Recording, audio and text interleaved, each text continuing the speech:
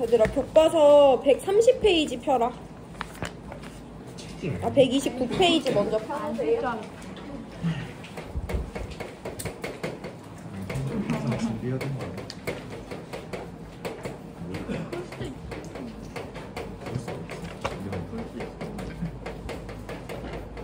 오늘 배우는 거는 어려운 건 아닙니다.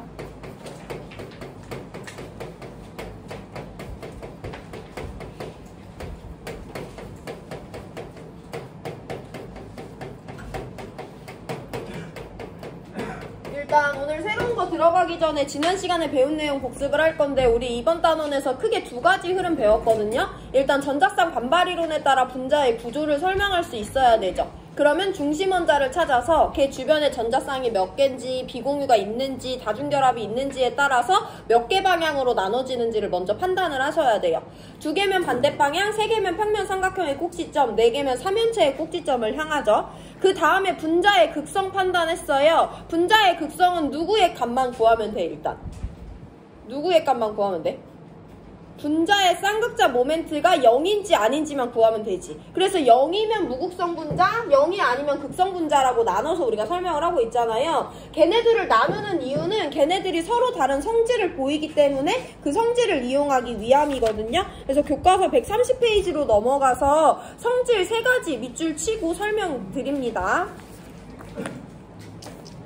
제일 밑줄부터 동그라미 1번이에요. 밑줄 칩니다. 극성 분자는 한 분자 안에 서로 다른 부분적인 전하를 띤 부분이 있으므로 물줄기의 대전체를 가까이 하면 아래 그림과 같이 극성 분자인 물분자가 대전체 쪽으로 끌리면서 물줄기가 휘어진다 라고 밑줄 치시고, 제일 끝 윗줄이랑 3번째 줄에 물줄기라고 되어 있잖아요. 물줄기를 극성 분자 액체 줄기라고 써놓으시면 돼요.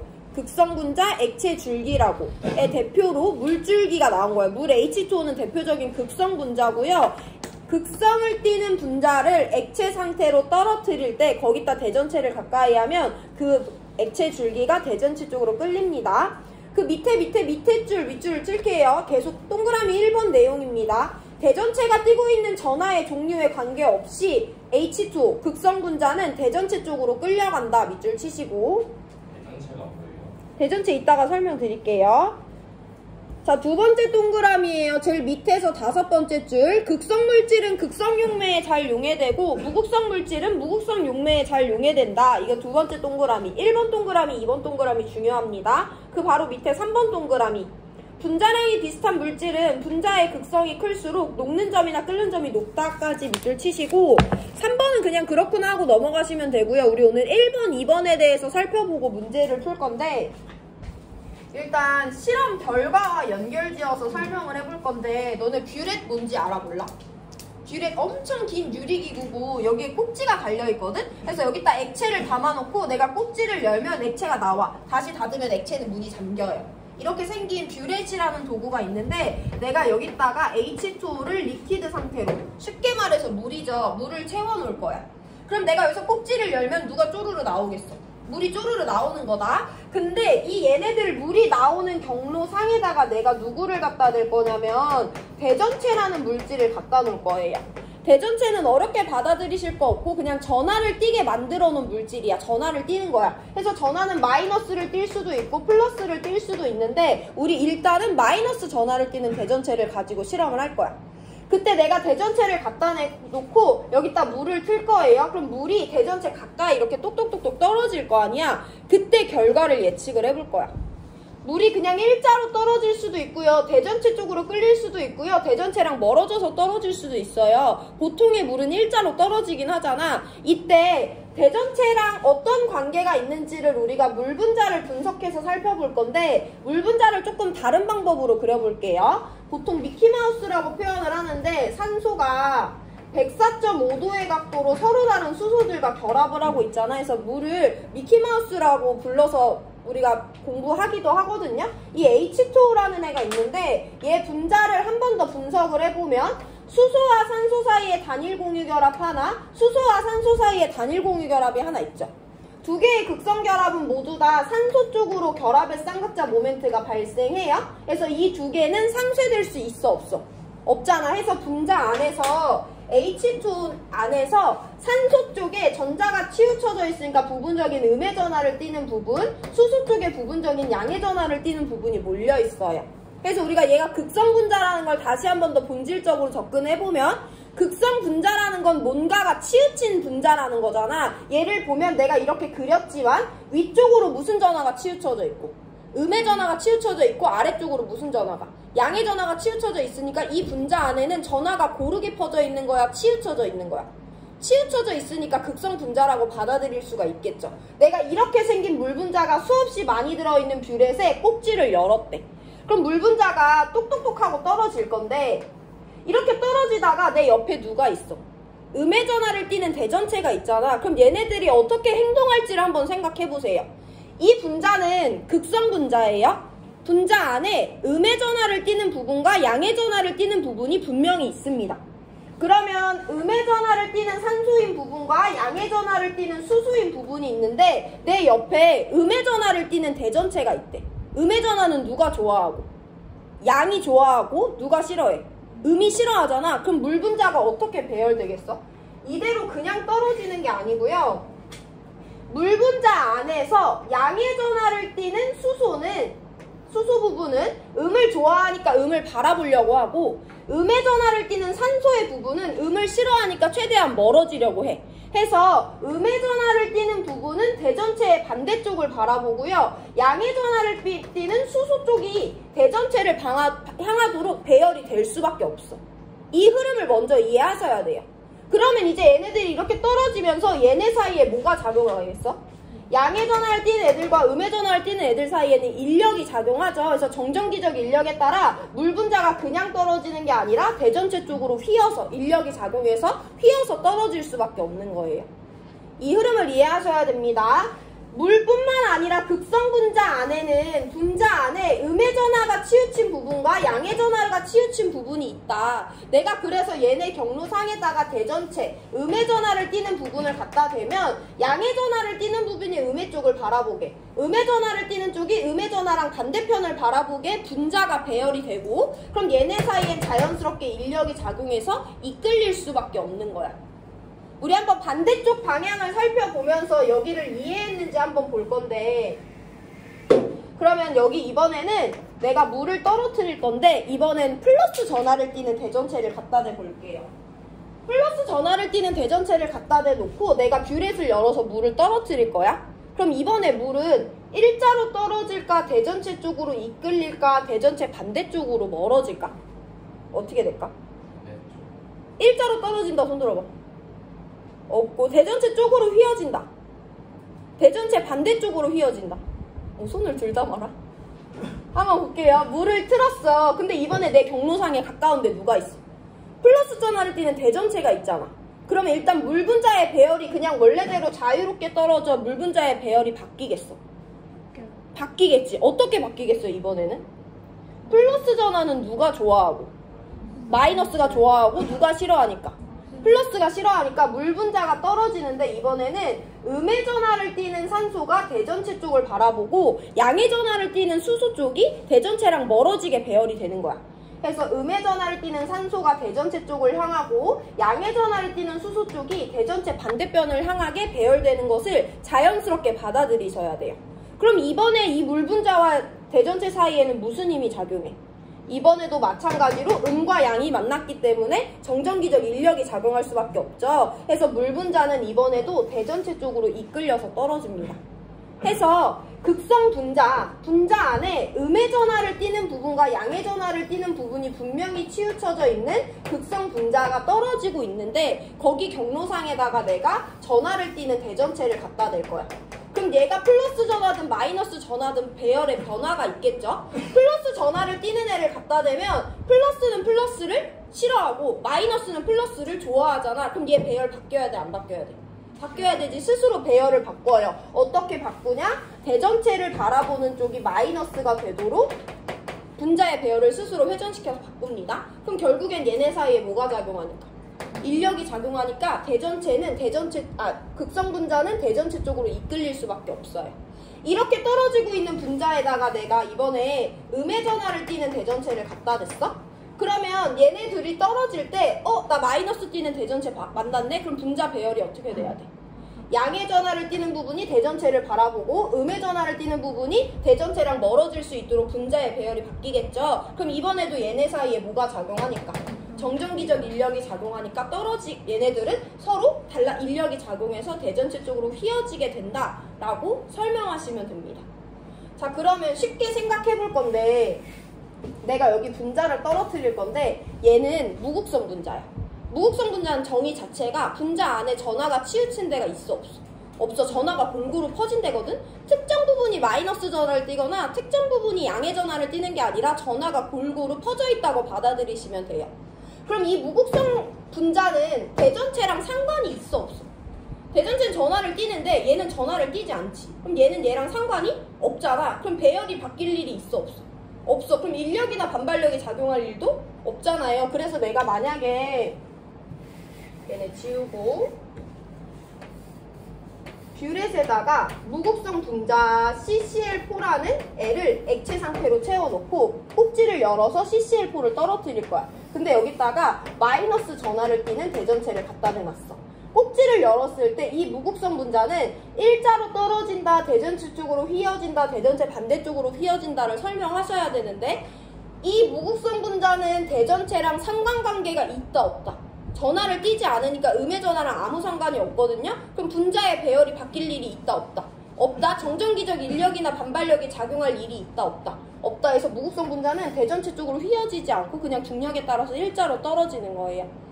해서 액체 줄기를 떨어뜨릴 때 대전체를 갖다 댔는데 대전체 전하랑 상관없이 대전체 쪽으로 이끌리면 여기 안에 들어있는 애는 전하의 치우침이 있는 극성 분자고요. 대전체 쪽으로 이끌리지 않으면 여기 안에 있는 애는 전하랑 상관없는 무극성 분자다라고 해석을 해주시면 됩니다. 자, 우리 다른 두 번째 특징을 한번 배워볼 건데 두 번째는 극성 분자는 극성 분자끼리 녹이고 무극성 분자는 무극성 분자끼리 녹인다는 거잖아. 너네 이미 이거 알고 있어. 물이랑 기름이 서로 섞여 안 섞여? 안 섞이는 거 알고 있지? 그 이유는 물은 극성이고 기름은 무극성이기 때문이에요. 극성은 극성끼리만 섞이고 무극성은 무극성끼리만 섞입니다. 자, 우리 그럼 이걸 알고 있다고 할 때 실험을 한번 해볼 건데 여기 세 가지 실험으로 개념 마지막으로 보고 우리 문제풀이로 들어갑니다.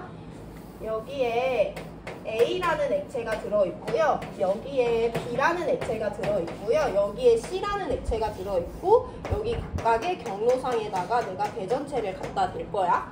자, 여기는요. A라는 액체를 떨어뜨릴 건데 거기에 플러스 전하를 띄는 대전체를 갖다 댔는데 이쪽으로 휘었대요. 여기에는 B라는 액체가 들어있고 내가 여기다 마이너스 전하를 띄는 대전체를 갖다 댔는데 B 액체가 마이너스 대전체 쪽으로 휘었대. 여기 C라는 액체가 들어있는데 내가 여기다 플러스 전하를 띄는 대전체를 갖다 댔더니 아무 상관없이 일자로 떨어졌대. 첫 번째 질문입니다. A는 극성 분자야, 무극성 분자야? 극성이지. 왜냐면 대전체 쪽으로 이끌렸으니까. B 극성 분자야, 무극성 분자야? 극성 분자죠. 왜냐면 대전체 쪽으로 이끌렸으니까. C는 극성 분자야, 무극성 분자야? 무극성 분자죠. 대전체 쪽으로 안 끌렸으니까. 이게 첫 번째 질문입니다. 두 번째 질문이에요. 내가 여기 있는 대전체의 전하를 플러스 전하로 바뀔 거야. 그랬을 때 B를 떨어뜨릴 때 B의 경로는 어떻게 돼? 일자로 떨어져 이쪽으로 이끌려 저 반대편으로 멀어져. B는 극성 분자다, 무극성 분자다? 극성 분자다. 극성 분자의 경로상의 대전체를 갖다 대면 얘의 전하랑 상관없이 이끌려. 왜냐면 얘가 플러스면 마이너스가 이쪽을 바라보는 거고 얘가 마이너스면 플러스가 이쪽을 바라보기 때문에. 해서 대전체의 전하가 바뀌더라도 얘는 이쪽으로 휜다 라고 설명을 하실 수 있으면 됩니다. 마지막 세 번째 질문이에요. A랑 B는 서로 잘 섞이겠어, 안 섞이겠어? 섞이지. 왜냐면 극성이 똑같으니까. A랑 C는 잘 섞여, 안 섞여? 안 섞이죠. 극성과 무극성이니까. B랑 C는 잘 섞여, 안 섞여? 안 섞이죠. 극성과 무극성이니까. 이 정도만 이해하시면 여기 관련돼서 나오는 문제는 다 풀 수 있습니다. 자, 우리 그러면 배운 거 바로 확인하기 위해서 일단은 3점짜리로 넘어가서 4번 문제 같이 보고 다시 2번으로 돌아올게요. 3번 문제 풀 수 있을 수도 있고 없을 수도 있는데 읽어볼 시간 3분 드릴 테니까 너무 졸린 사람은 지금 자라 얘들아. 3분 뒤에 깨운다.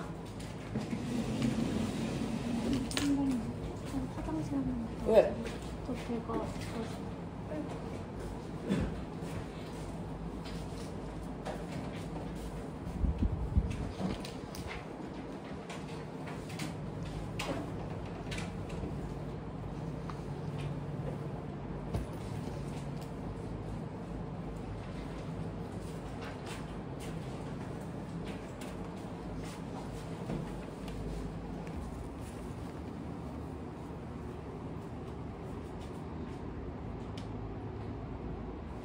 이렇게 졸려서 어떡해.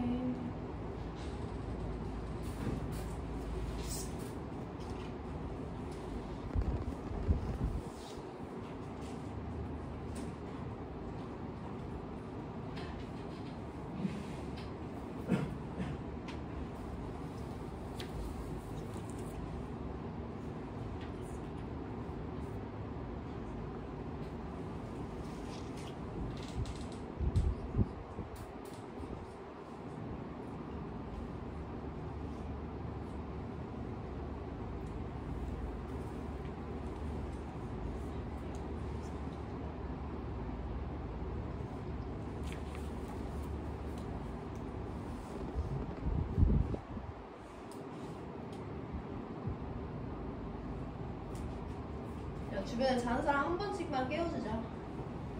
깨워주세요. 한 번씩만 깨워줘. 자, 졸린 사람도 들으려고 노력해보시고 문제풀이니까 여기 단어는 문제풀이 쉬워요. 자, 4번 문제 같이 한번 읽어봅니다. 다음은 물질의 극성과 용해의 관계를 알아보기 위한 실험이다. 이 두 개 단어 우리 방금 전에 얼핏 들었고요. 이때 헥세인이라는 물질이 등장하는데 얘는 무극성 분자라고 제시를 해줬고요. 또 A라는 액체가 등장하는데 A는 얘네 둘 중에 하나라고 되어 있어. 문제 같이 읽어볼게. 드림과 같이 두 층으로 분리된 헥세인과 A 액체가 들어있는 시험관에 I2라는 고체를 넣고 흔들어 녹였더니 헥세인층이 무색에서 보라색으로 색깔이 변하였고 A층은 변화가 없었대요. 우리 기본 배경 지식 하나도 없이 얘네들을 한번 해석을 해볼 건데 그림과 같이 두 층으로 분리되어 있는 헥세인이랑 A래. 헥세인이랑 A가 서로 섞였어 안 섞였어? 분리되어 있다고 했죠. 이 말은 얘네들이 서로를 용해시킬 수 있는 관계가 아니라는 거야. 그럼 극성이랑 무극성이면 극성의 여부가 다르다는 거죠. 그걸 먼저 이해하셔야 됩니다. 해서 두 층으로 분리된 헥세인과 A 얘네들은 섞이지 않으니까 둘 중에 하나가 극성이면 둘 중에 하나는 무극성이다 라고 이해를 해주셔야 되죠. 근데 문제에서 헥세인이 어떤 애라고? 무극성이라고 문제에서 줬잖아. 그럼 무극성인 헥세인이랑 안 섞이니까 A는 어떻게 되는 거야? 성질 극성 분자다 라고 우리가 해석을 해줄 수가 있는 거죠. 배경 지식이 없어도. 자, 그 다음에 거기다가 I2라는 애를 넣고 있어요. 얘가 누군지 모른다고 하더라도 얘를 여기다가 넣었는데 지금 여기 층 중에 위에 층이랑 아래 층 중에 어디에 놓은 것 같아요? 위에 층도 무색이고 아래 층도 무색이었는데 내가 달라지게 한 건 I2를 넣어준 거밖에 없는데 무색이었던 헥세인 층이 보라색으로 바뀌었고 무색이었던 A는 아무런 변화가 없었대. 그럼 얘가 지금 둘 중에 어디에 녹았구나? 헥세인층에 녹았구나, 헥세인에 용해됐구나 라고 생각하시면 돼요. 그러면 헥세인은 극성이었으니까 무극성이었으니까 무극성이었고 무극성은 극성을 잘 녹이니까 무극성을 잘 녹이니까 무극성을 잘 녹이니까 이 I2라는 물질도 무극성의 성질을 띠는 용질을 내가 넣어줬구나 라고 해석할 수 있으면 배경 지식 없어도 이 문제 풀 수가 있어요. 근데 우리 여기서 배경 지식을 한번 도입해봅니다. 첫 번째 배경 지식이에요. 헥세인과 같이 탄소랑 수소 두 종류로만 이루어진 물질 우리 뭐라고 부르냐면 탄화수소라고 부릅니다. 예를 들면 CH4도 탄화수소고요. C2H4도 탄화수소고요. C3H8도 탄화수소거든요. 탄화수소는 무조건 무극성 분자라고 해석하시면 돼요. 이게 우리가 알고 있어야 되는 첫 번째 배경 지식입니다. 근데 어차피 화원에서는 무극성이라고 주긴 줘요. 두 번째, 그럼 A를 찾아볼 건데 A는 우리가 알기로는 어떤 분자여야 돼? 극성 분자여야 되지. H2랑 CCl4 중에 누가 극성인지 살펴볼 건데 H2는 중심원자 산소가 수소 두 개랑 단일 공유 결합을 하고 있죠. 이때 분자 구조는요, 비공유전자쌍 2개, 단일 공유전자쌍 2개 있기 때문에 H2O의 분자 구조는 구분형 분자 구조가 됩니다. H2O 안의 결합의 쌍극자 모멘트는 둘 다 산소 쪽으로 똑같은 크기로 발생했지만 방향이 정반대가 아니기 때문에 상쇄될 수 없어요. 분자의 쌍극자 모멘트 0이 아닌 H2O는 대표적인 극성 분자로서 꼭 알고 계셔야 돼요. 자, 그럼 H2O는 A로 가능하지. A는 극성이어야 되는데 H2O는 극성이니까 CCl4 한번 볼게요. CCl4는 탄소가 중심 원자로서 4개의 염소 원자랑 단일 공유 결합을 하고 있거든요. 중심 원자 기준으로 단일 공유 전자쌍 4개 있으니까 전자쌍은 3연체의 꼭지점을 향해야 돼요. 염소랑 탄소 중에 염소의 전기 음성도가 더 세서 결합의 쌍극자 모멘트 4개가 발생했는데 이 4개의 크기가 어떻고 결합의 쌍극자 모멘트 크기가 똑같고 방향이 대칭적으로 뻗어나가기 때문에 이 분자에서 결합의 쌍극자 모멘트는 모두 다 서로를 상쇄시킵니다. 해서 CCl4는 무극성 분자예요. CCl4가 A가 될 수 있어 없어? 없죠. 해서 우리가 A가 H2O가 된다라고 찾아주시면 됩니다. 자, 같은 흐름으로 I2 볼 거예요. I2, 우리 I는 1번부터 20번에 해당하는 애는 아니지만 17쪽에 해당하는 원소로서 많이 봤었죠. I는 17쪽, 한 개 부족한 애기 때문에 I와 I는 단일 공유 전자쌍을 형성합니다. 그럼 이 분자의 극성 따져볼 거야. 분자의 극성은 분자의 쌍극자 모멘트로, 분자의 쌍극자 모멘트는 결합의 쌍극자 모멘트 합으로 구하죠. 이 분자 안에 결합 몇 개 있는데? 하나 있는데 그 결합은 무극성이야, 극성이야? 무극성 공유결합이니까 결합의 쌍극자 모멘트가 발생하지도 않았죠. 그래서 이 분자도 분자의 쌍극자 모멘트가 0인 무극성 분자다 라고 판단을 우리가 해줄 수가 있고요. 그러면 당연히 I2는 무극성인 헥세인에만 놓겠죠. 극성인 H2O에는 안 놓고 이렇게 해석해 주시면 돼요. 나머지 배경 지식 하나는 보면서 살펴봅니다.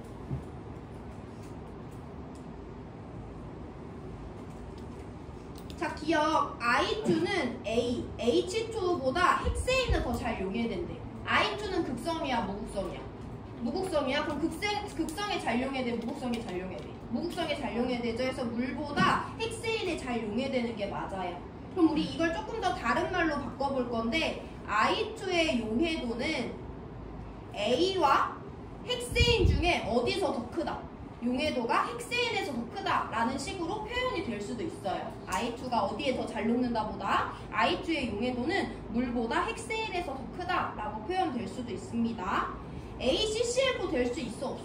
없어. A는 극성인데 CCl4는 무극성에 해당하니까 A는 H2O예요. 자, 마지막 배경 지식 볼 건데요. 내가 여기다 I2를 넣는 것이 아니라 CuSO4라는 용지를 사용해서 실험을 반복하면 이때 CuSO4가 얘에 녹을지 얘에 녹을지 지금 물어보고 있는 거죠. 디귿 보기는. CuSO4는 구리 금속, 황 비금속, 산소 비금속으로 이루어진 무슨 결합 물질이다? 이온 결합 물질이죠. 이온 결합 물질은 무극성이 아니라 극성 용매에 용해돼요.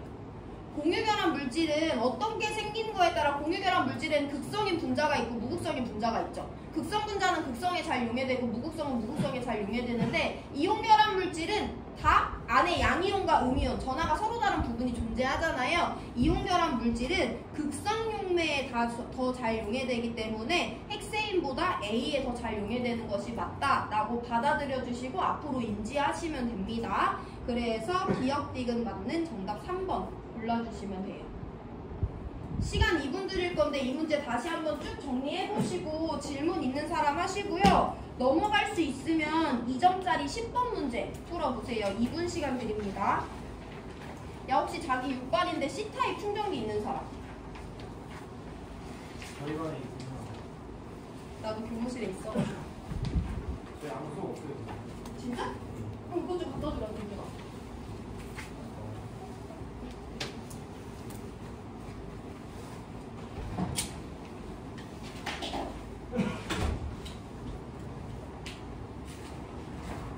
야, 졸린 사람 지금 빨리 자고 안 졸린 사람은 2점짜리 10번 풀고 잠 좀 깨봐.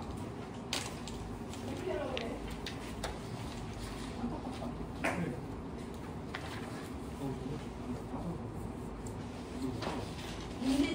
문제집을 줄까?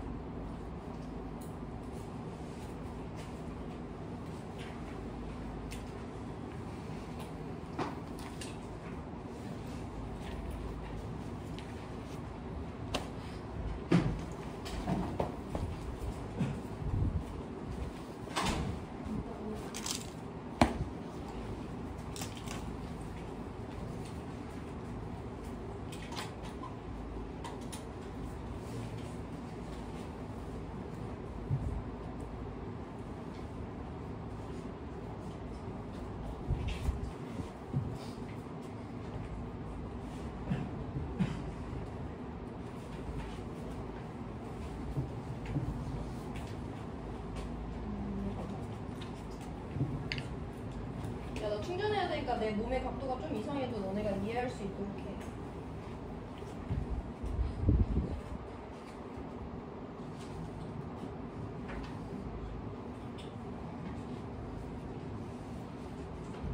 자, 2점짜리 10번 볼 건데요. 두 가지 방법으로 풀어볼 거고 다음 시간에 3점짜리 문제 볼 때 또 이 문제가 비슷한 게 나오는데 그때는 두 번째 방식으로만 풀 거니까 여러분들도 둘 다 연습을 해보시면 됩니다. 그림은 분자 가와 나를 화학결합 모형으로 나타냈대. 얘네 둘 다 무슨 결합 물질이라는 거? 동유결합 물질이라는 거 알 수 있죠. 임의로 원소 기호를 한번 부여를 해볼 건데 X가 Y랑 결합하고 있고 여기는 A가 똑같이 생긴 B들과 결합하고 있어요. 일단 밑에 보니까 분자 구조를 따져봐야 될 것 같아. 해서 얘네들의 루이스 구조를 먼저 바꿉니다. 우리는 항상 이런 식으로 문제를 풀어왔었죠. 중심 원자 X가 똑같이 생긴 Y들과 공유 전자쌍을 하나씩 공유하고 있고요. X도 두 번째 껍질에 비공유 전자쌍 없고 Y도 첫 번째 껍질에 비공유 전자쌍 없으니까 이렇게 표현해 주시면 돼요. 두 번째 나는요 중심 원자 A가 똑같이 생긴 B들과 마찬가지로 공유 전자쌍 하나씩 공유하고 있으니까 A가 서로 다른 B와 단일 공유 전자쌍을 공유하고 있고 A는 두 번째 껍질에 놀고 있는 비공유 전자쌍이 없지만 각각의 B들은 전자 6개씩 즉 비공유 전자쌍 3개씩 갖고 있으니까 나분자의 루이스 구조는 이렇게 그려주시면 돼요. 자, 그럼 이제 분자 구조 따집니다. 분자 구조는 어쨌든 중심 원자로 우리가 판단을 하는 것이고 가의 중심 원자 X는요 주변에 공유 전자쌍만 4개 가지고 4개 다 단일 공유 전자쌍이기 때문에 전자쌍들이 3면체의 꼭지점을 향합니다. 결합각은 109.5도고요. 분자 모양은 정사면체형이다 라고 설명하시면 돼요. 나분자도 볼 건데 중심 원자 A인데 얘도 마찬가지로 주변에 단일 공유 전자쌍만 4개 갖고 있으니까 여기서도 공유 전자쌍들이 3면체의 꼭지점을 향해서 분자 구조 109.5도의 정사면체다 라고 판단해 주시면 돼요. 결합하고 있는 원자의 구성은 약간 다르지만 분자 구조는 똑같습니다. 가와 나에서 같은 값을 갖는 것만을 보기에서 있는 대로 고르래요. 기억, 공유 전자쌍 수는 가에서도 4개 있고요. 나에서도 4개 있어요. 똑같아요. 니은, 두 개 모두 다 단일 공유 전자쌍 4개가 중심 원자에 있기 때문에 결합각 109.5도로 똑같습니다. 여기 기억, 니은 일단 중요하고요. 디귿은요, 우리가 한번 살펴볼 건데 나에 있는 중심 원자 X는요 두 번째 껍질에서 결합을 형성하고 있으니까 일단 2주기야. 두 번째 껍질에서 공유 전자쌍 4개 형성하고 있으니까 4개가 부족했던 14주기죠. 해서 X는 6번입니다. 가에 있는 Y는요 첫 번째 껍질에서 결합을 형성하고 있으니까 1주기지. 첫 번째 껍질에서 각각 애들이 공유 전자쌍 하나 형성하고 있다는 건 첫 번째 껍질에 하나가 부족해서 하나밖에 없었던 애들이니까 1주기 1족 1번 원자라는 거 알 수 있어요. 그럼 가에 있는 분자의 양성자 수는 X 1개, 6번 1개, Y 4개니까 1 곱하기 4해서 4해서 다를 더해주면 되고요. 가에서 양성자 수는 총 10입니다. 우리 나를 한번 볼게요. 나에 있는 A 원자는 똑같이 두 번째 껍질에서 결합 형성하니까 2주기고요. 4개 부족해서 공유 전자쌍 4개 형성한 애니까 14족. 똑같이 6번 원자예요. A랑 X는 같은 원자죠. B는요. 두 번째 껍질에서 결합 형성하고 있으니까 2주기예요. 하나 부족해서 공유 전자쌍 하나 형성했지. 근데 비공유 3개씩 갖고 있는 것으로 봐서 얘는 17족. 9번 원자입니다. 그러면 나에 있는 AB4는요 6번 하나 9 곱하기 4에서 36 더해주면 되죠. 여기서 양성자 수는 45가 나와요. 절대 같을 수가 없죠. 그래서 기억, 니은 맞는 3번 골라주시면 됩니다. 자, 우리한테 더 중요한 건 2번부터 지금부터 시작인데 우리 얘네 루이스 구조로 바꾸지 않고도 분자 구조를 설명할 수 있어야 돼. 굳이 안 바꿔도 가 그림만 봐도 중심 원자 주변에 단일 공유 전자쌍 4개 있잖아. 그럼 4개 방향으로 찢어져야 되니까 109.5도의 정사면체다라고 판단해 주셔야 돼요. 나 분자도 누구로 구성되는지 중요하지 않아. 중심 원자 주변에 단일 공유 전자쌍 4개 있으니까 4개 방향으로 찢어지는 109.5도의 정사면체다라고 빠르게 판단을 해주실 수 있어야 됩니다. 자, 2분 시간 드릴 건데요. 질문 있는 사람 하시고 넘어갈 수 있으면 11번 문제 푸세요. 2분 드립니다.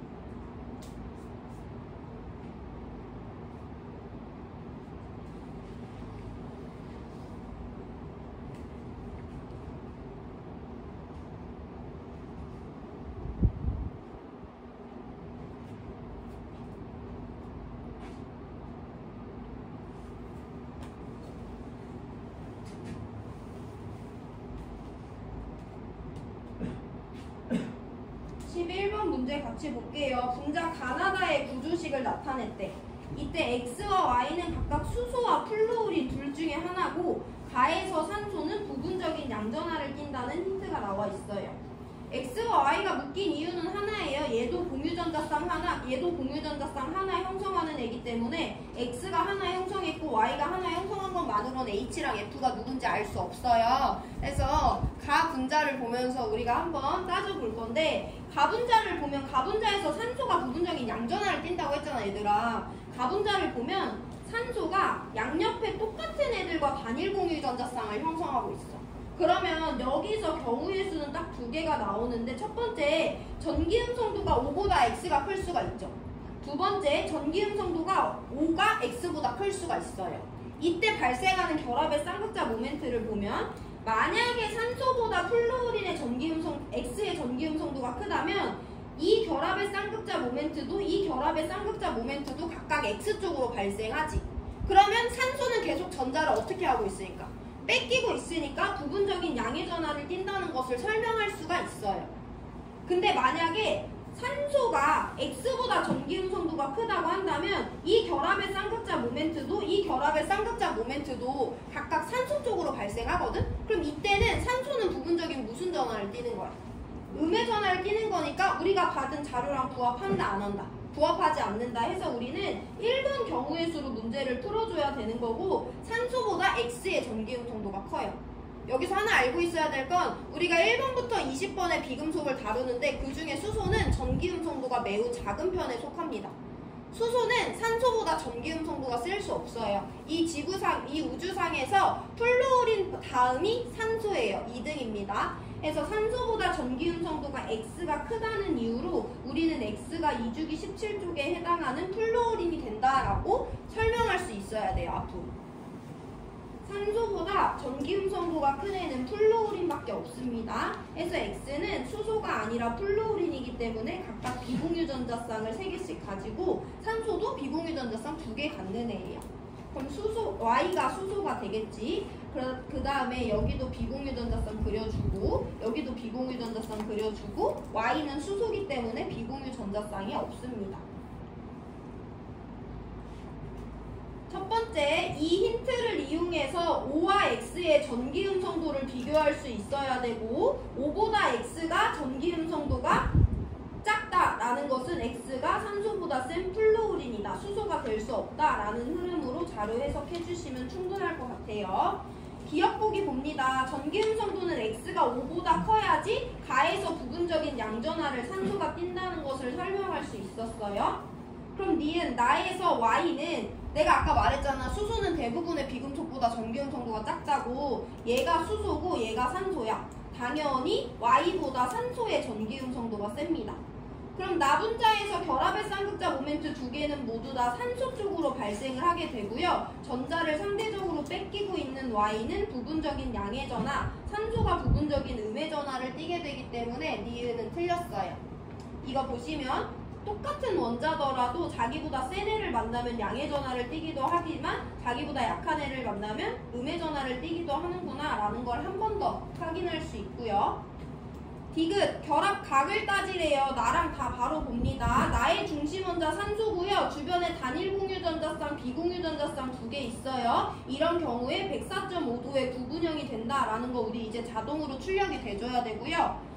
다의 중심 원자 질소예요. 주변에 단일 공유전자쌍 3개, 비공유 하나 갖는데 이런 경우에 107도의 삼각불형 구조가 된다라는 거 바로 출력돼줘야 돼요. 나보다 다에서 결합각이 크기 때문에 디귿 틀려서 기억만 맞는 1번 골라주시면 돼요. 보기는 쉬웠고 자료 해석이 오히려 좀 시간이 걸렸습니다. 시간 2분 드릴 건데 11번 질문 있는 사람 하시고 넘어갈 수 있는 사람 9번 문제 풀어보세요. 9번 우리가 안 풀어봤던 문제 유형이거든? 전자쌍 반발 이론에 기반해서 문제 푸시는데 어쨌든 중심원자 주변의 전자쌍을 분석하시면 됩니다. 2분 드릴 테니까 9번 푸세요. 11번 질문 있는 사람 하시고 9번 넘어가서 분자 이론의 구조 따져보세요.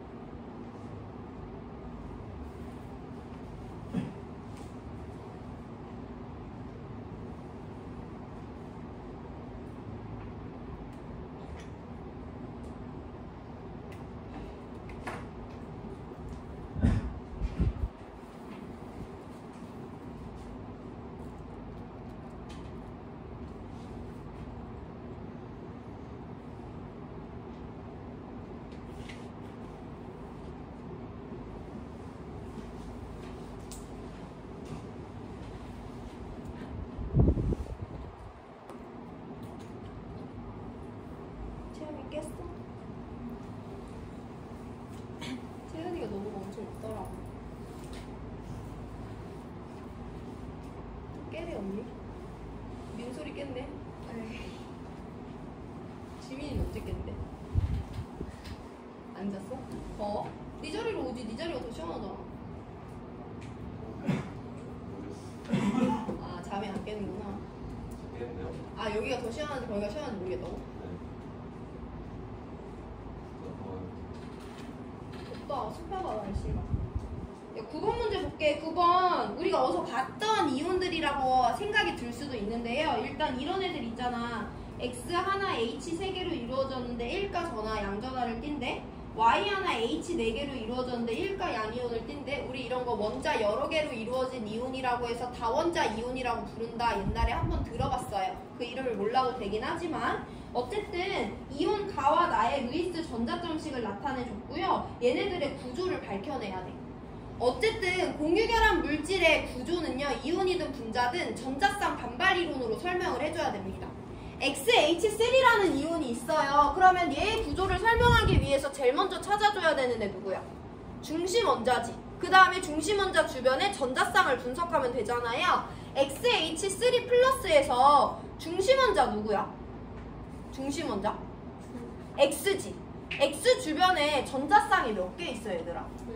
1개, 2개, 3개, 4개 있지. 그거 확인되죠? 비공유 전자쌍 있어 없어? 있어. 몇 개 있어? 1개 있지? 나머지 3개는 다 공유 전자쌍이잖아. 여기 다중결합 있어 없어? 없지. 다 하나로 이루어져 있죠? 그러면 중심원자 X 주변에 전자쌍 4개 있는데 비공유 하나, 단일 공유 하나, 단일 공유 하나, 단일 공유 하나예요. 몇 개 방향으로 찢어져야 돼? 4개 방향으로 찢어져야 돼. 그럼 전자쌍은 어디를 향해야 돼? 누구 꼭지점? 3연체의 꼭지점을 향해야 되죠. 해서 XH3 플러스에서 전자쌍들은 중심원자 X를 기준으로 비공유 하나, H 하나, H 하나, H 공유 전자쌍 하나가 3연체의 꼭지점을 향합니다. 근데 이때 결합각도 따져봐야 되는데 얘 주변에 공유 전자쌍도 있고 비공유 전자쌍도 있는 거잖아. 해서 여기는 서로 다른 두 종류의 반발력, 비공유와 공유 사이, 공유와 공유 사이의 반발력이 작용하죠. 이때 비공과 공공 중에 누가 더 세니까? 비공이 더 세니까 비가 공을 내려누르는 반발력이 공끼리 서로를 밀어내는 반발력보다 크기 때문에 결합각이 109.5도가 될 수 있다 없다? 없다. 해서 XH3 플러스는요 결합각 107도의 삼각불량 구조다라고 그대로 설명해 주시면 돼요. 다원자 이온이더라도 그 물질의 구조를 설명하는 건 똑같습니다. 중심원자 주변에 전자쌍을 분석해 주시면 돼요. 한 번 더 연습해 볼게. YH4 플러스야. 얘 중심원자 누구야? Y 주변에 전자쌍 몇 개야? 4개야. 비공유 있어 없어? 없어. 다중결합 있어 없어? 없어. 그럼 몇 개로 나눠져?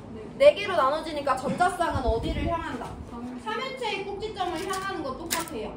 근데 이번에는 똑같이 생긴 애들이 공유 전자쌍으로 나눠져 있기 때문에 이 이온의 구조는 109.5도의 정삼연체형이다 라고 설명해 주시면 되는 거예요. 어쨌든 공유결합 물질의 구조는 전자쌍 반발 이론에 의해 결정되고 그럼 구조가 중심원자 주변의 전자쌍에 의해서 결정된다는 거야. 이거 가지고 기억, 니은 보기만 먼저 봅니다. 기억, 가는 구성원자가 모두 동일평면상에 있니? 삼각뿔이 그런 분자야 아니야? 삼각뿔을 구성하는 4개 원자는 같은 평면상에 있을 수 없는 입체 구조죠. 해서 기억은 틀렸다라고 판단해 주시면 되고 니은, 나의 모양은 정삼연체형이 맞습니다. 디귿은 우리가 옛날에 봤던 걸 한번 이해를 해볼 건데 공유결합 물질이 1가 플러스를 띠게 되는 경우는 우리 한 가지로만 해석하면 돼. H 플러스가 껴들어온 거예요. H 플러스에 대해서 이해를 해볼 건데 H 플러스라는 애는 수소가 1번인데 1가 플러스야. 그럼 H 플러스라는 애는 전자를 갖고 있어 안 갖고 있어? 하나도 안 갖고 있던 애잖아. 근데 여기 있는 애들은 X도 H도 Y도 다 공유결합이기 때문에 X, H, Y가 다 비금속이라고 가정을 할 때 얘는 H 플러스를 받아들인 애야. 원래 어떻게 생긴 애였냐면 얘 이렇게 생겼던 애예요. 근데 여기 주변에 H 플러스가 다가온 거야. 근데 H 플러스는 전자라는 걸 갖고 있어 안 갖고 있어? 안 갖고 있어. 그래서 H 플러스랑 결합하기 위해서 이 X가 자기가 갖고 있던 비공유 전자쌍을 일방적으로 결합에 사용했다라고 받아들이시면 돼요. 다시 한번 처음부터 그려드립니다. XH3 플러스는 어떻게 만들어졌냐? 원래 X가 각각의 H원자랑 공유전자쌍 하나씩 형성하고 자기 비공유전자쌍을 하나 갖고 있었는데 여기에 전자가 하나도 없는 H 플러스가 다가온 거예요. 그래서 X와 H는 어차피 비금속이기 때문에 공유결합을 형성해야 되는데 얘가 전자, 기여할 전자가 하나도 없기 때문에 X가 자기가 갖고 있던 비공유전자쌍을 일방적으로 공유결합에 사용을 해줬고요. 그래서 X와 H 사이에 공유전자쌍이 하나 발생했다라고 해석을 해주시면 돼요. 자, 그러면 나는 어떻게 생긴 애랑 어떻게 생긴 애가 만난 거겠어? 나에도 똑같이 YH4 플러스가 됐으니까 누구랑 H 플러스가 결합했다고 받아들여 주시면 되고, H 플러스는 전자 하나도 없었으니까 얘만 지워주면 H 플러스랑 반응한 애가 Y가 H 3개랑 결합하고 있고 비공유 하나 갖고 있던 애야. 얘가 H 플러스랑 만났다고 이해해 주시면 돼요. 그래서 Y가 원래 이렇게 생겼었는데 H 3개랑 결합하는 15족 원소였는데 얘가 H 플러스를 만난 거야. 그래서 이 전자 하나도 없는 애랑 결합을 하기 위해서 자기가 갖고 있는 전자 2개, 비공유 전자쌍을 결합에 활용해서 이와 같이 단일 결합이 하나 생겼다라고 받아들여 주시면 됩니다. 디귿 H2X에 대해서 물어보고 있어요. H2X는 X가 원래 16족 원소로서 이렇게 생겼었지. 해서 결합각을 따져보면요. 비공유 전자쌍 2개와 단일 공유 전자쌍 2개 있으니까 104.5도, 나는 109.5도니까 디귿을 틀렸다. 이걸 골라주시면 돼요. 오늘 수업 여기까지 할게요.